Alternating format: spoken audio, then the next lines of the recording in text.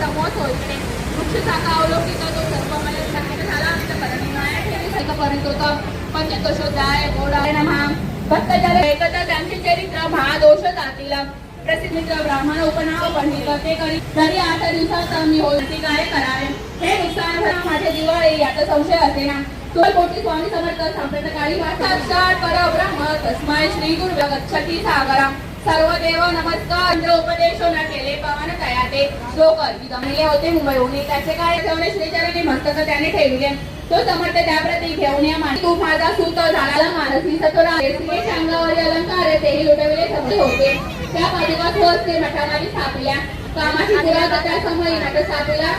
असे पाहिजे स्वामी दर्शन घेतल्या विना दोन सेवी उत कान्या ऐसे दिवस झाले की ना निराहार भजन जे करून रस्ते भरले पूर्ण ऐकले अजून राहिने सेवकांची स्वामी सुत रात्रंदिन समर्थ पुढे करती भजन पायी खडावा घालो ना प्रेमरंगे नाचती एक बाबा स्वामी वचन ऐकून स्वामी सुत निशब्द हो असं मग स्वामी सुत ते स्थळ सोडून त्वरित नगरा बाहेर येत मार्ग रक्षण झाला स्वामी सुत दुःख करी दिवस रात्र चैना नसे क्षणभरी तोची रोग लागला शेवटी आजारी पडला ऐसा समाचार समजला अक्कलकोटी समर्थाते स्वामी आठवले सेवेकरी म्हणते सुत ते सत्वरी मदसानिता आणावे तरी सुत त्या सांगी चिन्ह होते चालला शेवटी बोलायला समर्थ आता जरी नाहीये सत्य तरी तोफा भरून यथार्थ प्रयत्न केला असे केला सवास सर्व लोक हळवतील अक्कलकोटी त्या दिने समर्थ करीती विचित्र करणी बैसले स्नान करून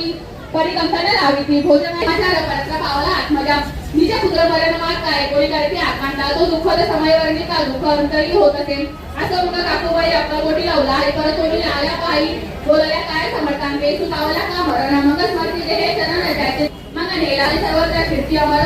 राहिली नाना प्रकृत कथा समर्थ भाविका वक्तावरी स्वतः सप्तदशोध्याय गोडहा शुभम भवतु श्री स्वामी समर्थ महाराज प्रमाद बोलले आरोग्य वेळ वाढी दादा श्री उपदेशिती दिवसनिशी व स्वामी उन्ननादेशी चालवावे आपण एक चक्र वेद नारायणी देहाची ब्रह्मांद्रे प्राणवायू आश्रय करिता सकळ